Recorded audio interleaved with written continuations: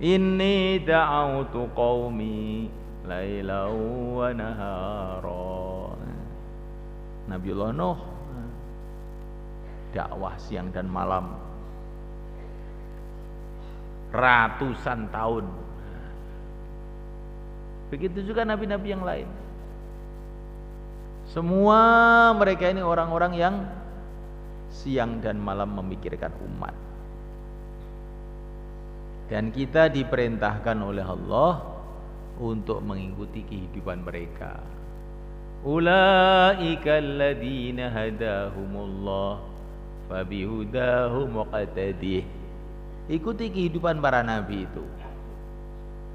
Jadi kalau kita ini dalam hati kita ini ada rasa masa bodoh terhadap keadaan umat, masjid kosong masa bodoh, orang maksiat masa bodoh, itu berarti kita ini sudah keluar dari jalan hidupnya para nabi. Si penting wae awake dhewe. Loh, awake dhewe ya penting, mikirne wong ya penting, karena iki perintah Gusti Allah. Si penting awake dhewe. Pikirane ora bener. Insyaallah Bang nggih. Jadi muni si penting awake dhewe niku mboten bener niku. Ya awake dhewe ya penting, mikirne wong liya ya penting. Seluruh para nabi, para rasul memikirkan umat.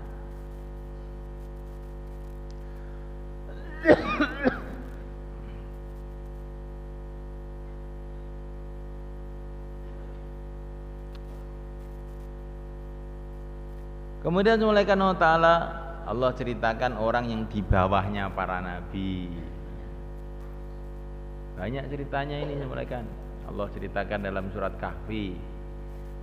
Ceritanya Raja Dzulqarnain. Kenapa kok Raja Dzulqarnain masuk dalam Quran ceritanya? Karena dia ini bukan raja biasa, raja yang memikirkan umat. Beliau pergi ke timur, pergi ke barat, menyampaikan agama. Kemudian dalam surat Kahfi itu juga ada cerita pemuda-pemuda Ashabul Kahfi, jumlahnya 7. Bawa anjing, ada anjing 1. Anjingnya pun diceritakan. Nah, ada rombongan pemuda 7. Ada anjing yang membuntuti 1. Nah, ini pemuda apa dan anjing apa kok sampai diceritakan dalam Quran? Ini pemuda yang mikir agama. Wa rabatna ala qulubihim idh qamu. Dakwah. Ini Ashabul Kahfi itu orang dakwah. Pemuda-pemuda yang dakwah. Tapi karena suasana di kampungnya itu begitu berat sekali, maka mereka terus pergi ke puncak gunung, masuk dalam gua. Sampai masuk dalam gua istirahat terus tidur. Tapi bukan tidur biasa ini. Ini tidurnya pemuda-pemuda yang mikirkan keselamatan agamanya. Di kampungnya suasana kufur, kekafiran, kemusyrikan. Mereka meninggalkan suasana itu untuk menyelamatkan agama mereka. Masuk di dalam gua terus tidur. Oleh Allah dipanjangkan tidurnya sampai 309 tahun. Salata mi'atin sinina wazdatu tis'a, 309 tahun. Ringkas cerita, ketika mereka bangun pulang ke rumah, ternyata kampungnya sudah masuk Islam semua. Jadi tidurnya orang yang mikir agama itu jadi asbab hidayah. Shalom alaikum. Maka malam Jumat kamu tidur di sini. Nanti insya Allah orang yang di rumah dapat hidayah. Nah. Kalau kamu mikir agama kayak Ashabul Kahfi, kalau kamu tidur mikir dunia, gak ada nilainya. Allah ceritakan juga dalam surat Kahfi itu petani. Petani yang bagaimana? Petani yang dakwah, mikir orang. Bukan petani yang pikir bahwa macul, tandur, meluku, nggaru. Tidak. Ini petani yang ada fikir bagaimana temannya ingat kepada Allah. Dia datang kepada temannya sama-sama petani, terus dakwah sama temannya ini. Walaula iddakhalta jannataka qulta ma Allah la quwwata illa billah. Hei temanku, kamu itu kalau pergi ke ladang kamu itu ucapkan Masya Allah. Semua terjadi dengan kehendak Allah. Dialah Allah yang menciptakan kebun kamu, yang menciptakan pohon-pohonnya, yang mendatangkan airnya, yang memberi kekuatan kepada petani-petaninya. Kalau kamu masuk kebun itu ingat sama Allah gitu loh. Ini katanya petani tadi itu kepada temannya, tapi temannya itu gak gabres, gak gobres. Yalah, ngomong apa itu? Akhirnya dia nggak mau doa, nggak mau. Tungo, wong dakwah kok kan ngomong. Dia terus ke ladangnya nggak mau doa. Ternyata ladangnya sudah ludes semua. Akhirnya dia, loh, sudah sekian banyak uang saya gunakan untuk ngelola ladang saya, kok ludes kayak begini. Ini diceritakan dalam surat Kahfi. Petani dakwah kepada petani. Jadi yang dakwah bukan hanya para nabi, petani pun dakwah dalam Al-Quran diceritakan. Maka kita semua dakwah, insya Allah malaikat. Ada cerita dalam surat Yasin itu, ceritanya Habib An-Najjar, Habib si tukang kayu. Ceritanya apa? Ini Nabi Isa alaihissalam kirim rombongan ke kampung namanya Antokia. Tapi rombongan ini ditolak sama orang kampung situ. Gak ada yang mau membantu rombongan ini, rombongan yang dikirim Nabi Isa alaihissalam itu. Hanya satu tok yang mau membantu itu, namanya Habib An-Najjar, Habib si tukang kayu. Maka Habib ini memberikan semangat kepada kaumnya. Ini orang baik-baik, ikuti mereka. Mereka enggak jaluk opah, enggak minta opah. Mereka itu orang-orang lurus, datang ingin kebaikan buat kamu. Kok kamu musuh itu loh? Alasan kamu itu apa? Tapi kaumnya itu malah ngamuk. Habib itu diandemi watu. Di tengah-tengah bandemi watu, tiba-tiba datang firman Allah. Qila dakhulil jannah, qala ya laita qaumi ya'lamun. Habib, wis mlebu swarga. Nah, dari medan nusrah jamaah langsung ke surga. Ini ceritanya Habib si tukang kayu. Habib si hafid Quran kemana? Masih sibuk. Habib yang ustadz kemana? Repot. Habib yang pegawai negeri kemana? Di kantor, sehingga jamaah tidak dinusroh. Yang nusroh siapa? Habib si tukang kayu. Akhirnya dipersilahkan langsung oleh Allah masuk surga. Nah, Kata para ulama, Habib ini masuk surga nggak usah lewat kuburan, nggak usah lewat padang mahsyar, langsung wis langsungan. Karena apa? Dia jamaah nggak ada yang nusroh, nggak ada yang bela, dia datang dan ini tempatnya jauh.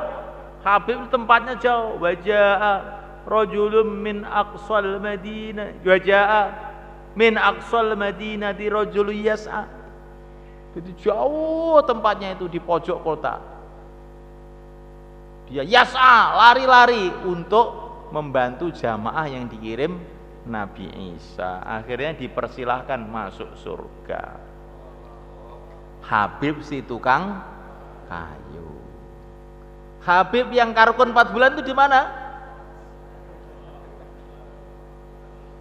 Habib karkun 4 bulan masih repot. Ini contoh saja loh, karena ada namanya Habib untuk Ponorogo itu, nanti di sini marah dia. Enggak.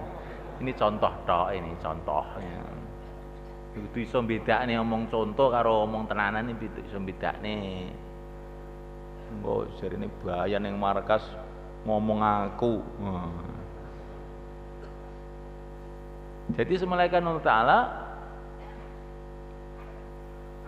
Allah ceritakan dalam Quran juga wanita yang hamil, tapi bukan wanita biasa, wanita yang mikir agama, yaitu ibunya Siti Maryam. Idza qalat imra'atu Imran rabbi inni nadartu laka ma fi batni muharrara fataqabbal minni.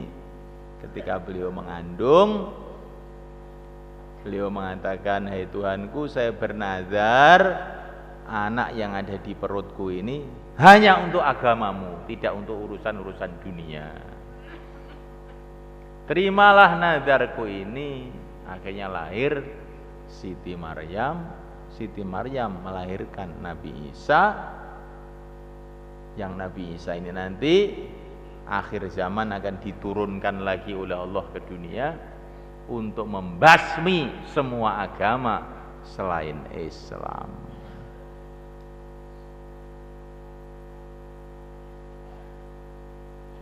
Insyaallah mulai kan?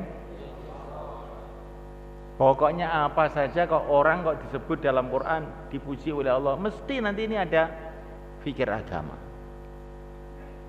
Orang yang mikir agama, bukan orang yang nafsi-nafsi. Tempat kok disebut dalam Quran, mesti tempat tadi ada hubungan dengan dai-dai, pejuang-pejuang agama itu. Wattini wazzaitun. Buah tin, buah zaitun disebut dalam Quran. Kenapa? Buah tin, buah zaitun. Kamu sudah tahu buah tin, buah zaitun? Sudah? Wah, ini masuk ketinggalan zaman sampai ini. Sampai moro tenggene Pak Bet mriku enten wit tin. Nek zaitun nang boro mboten enten zaitun iki. Kenapa ini tin dan zaitun ini diceritakan dalam Quran? Tapi di supermarket banyak zaitun. Kenapa diceritakan dalam Quran? Karena tin zaitun itu tumbuhnya di Syam, di negeri Syam, tempat jaulahnya para nabi dulu. Gara-gara tin zaitun ini, dulu kebun-kebun tin, kebun-kebun zaitun ini tempat jaulahnya para nabi, sehingga disebut dalam Quran.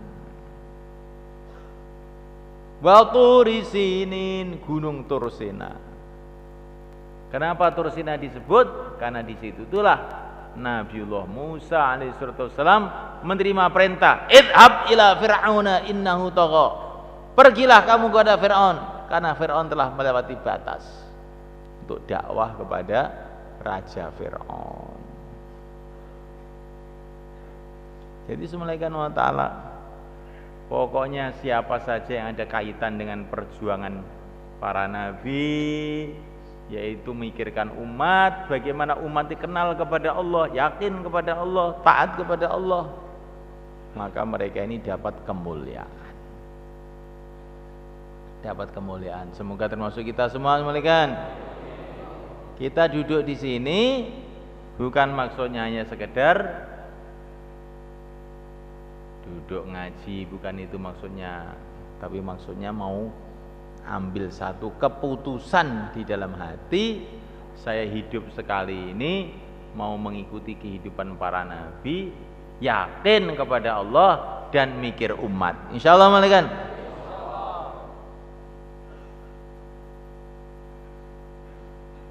Dan orang itu jangan,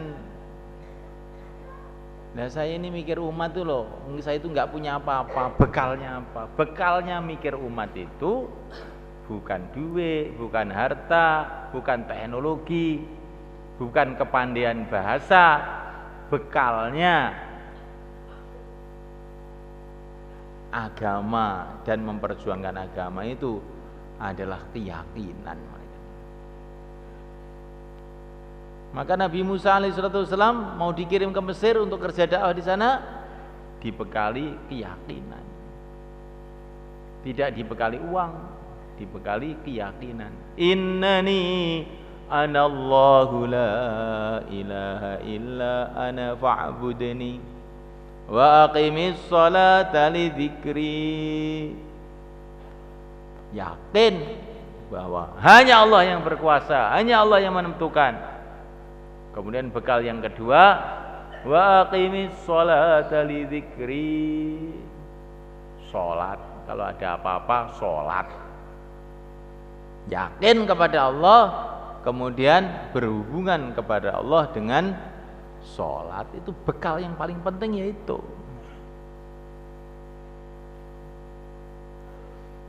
maka ini cerita Maulana Ishaq. Maulana Ishaq itu saudaranya Sunan Ampel, mau dakwah ke Banyuwangi. Sampai Banyuwangi, oleh Raja Banyuwangi Minak Sembuyu, nggak boleh dakwah sini. Orang mana kamu tuh, orang asing, masuk ke sini. Maka Maulana Ishaq bukan terus mundur, sholat. Sholatnya itu bukan hanya 1 rakaat, 2 rakaat, bukan. Sholatnya 40 hari, 40 malam. Itu Maulana Ishaq itu namanya orang dakwah beneran begitu. Kalau dakwah beneran, dakwah nggak boleh diusir. Emang orang sini susah, cari tempat lain aja lah. Nah, memang enak kalau dakwah begitu itu. Sholat 40 hari 40 malam. Akhirnya orang-orang Banyuwangi pada sakit, nggak ada yang bisa ngobati. Akhirnya cari obat yang bisa ngobati. Maulana Ishaq akhirnya pada masuk Islam sampai sekarang. Itu barokahnya dakwah dan sholat. Ini kalau mau dakwah beneran ini, kalau dakwah cuman ala kadarnya itu lain lagi. Kalau mau dakwah bener begitu itu caranya. Kemudian mulaikan Allah Ta'ala, Nabi Musa dikasih bekal ilmu, taklim. Bekalnya dakwah ini adalah taklim, ilmu. Bukan ilmu matematika, kimia, fisika, biologi. Dai tidak perlu itu. Betul ini, enggak perlu. Semua dai itu perlu itu, Nabi sudah diajari itu, Allah tahu. Dai itu yang diperlukan bukan ilmu itu. Ilmu matematik itu untuk orang-orang yang mau bikin komputer. Perlu itu matematik. Kimia, fisika itu orang-orang yang mau di laboratorium sana, nggak tahu buat apa gitu. Kalau untuk supaya orang dekat kepada Allah, itu ilmunya bukan kimia, fisika, matematika, bukan itu. Itulah ilmu dari kitabullah dan sunnah Nabi. Itu ilmu penting, ilmu supaya orang itu dekat kepada Allah. Ilmu supaya orang itu dapat ridha Allah. Ilmu untuk membangun akhirat, bangun surga, itu yang diperlukan.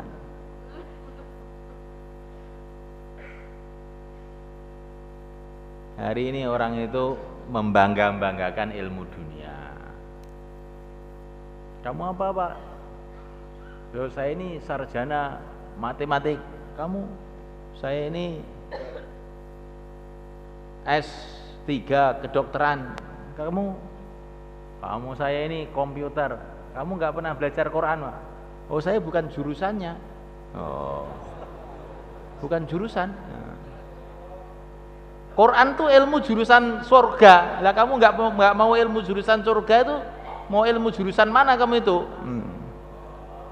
Boleh saja belajar macam-macam, tapi jangan terus tidak belajar ilmunya Rasulullah SAW. Ilmu untuk supaya bisa tahu jurusan surga ini. Bagaimana caranya? Taklim, minimalnya setengah jam di rumah di masjid. Insyaallah malaikat. Kemudian Nabi Musa dikasih bekal zikir. Wala taniya fi dzikri, jangan kamu berhenti-henti dari zikir. Karena malaikat dunia ini penuh dengan macam-macam keadaan. Macam-macam setan juga. Ya, setan-setan dan keadaan-keadaan buruk itu bentengnya kalau orang itu zikir. Zikir terus dimanapun saja. Zikir habis sholat penting, zikir pagi sore penting, tapi yang dikehendaki alladzina yadhkuruna Allaha qiyaman wa qu'uda wa 'ala junubihim, berdiri, duduk, berbaring, senantiasa mengingati Allah. Insyaallah malaikat. Kita ini sebentar saja lupa dengan Allah, langsung setan masuk dalam hati kita. Terus kemudian setan itu merusak hati kita sehingga lupa kepada Allah, sehingga lupa dengan agama, nafsunya datang, ingin maksiat, ingin ini, ingin itu. Itu termasuk sebabnya karena zikirnya lemah. Insyaallah malaikat. Kemudian Nabi Musa dikasih bekal kelembutan. Karena dalam usaha agama ini perlu kelembutan. Faqula lahu qawlan layyina la'allahu yatadakkaru aw yakhsha. Lembut. Usaha dakwah itu harus dengan kelembutan. Insyaallah malaikat. Kemudian Nabi Musa dikasih bekal sifat ikhlas. Wastana'tuka li nafsi. Musa, kamu itu saya ciptakan, saya kasih macam-macam ini li nafsi. Musa, kamu itu hanya untuk aku. Kamu itu hamba saya, maka kamu itu hanya untuk aku.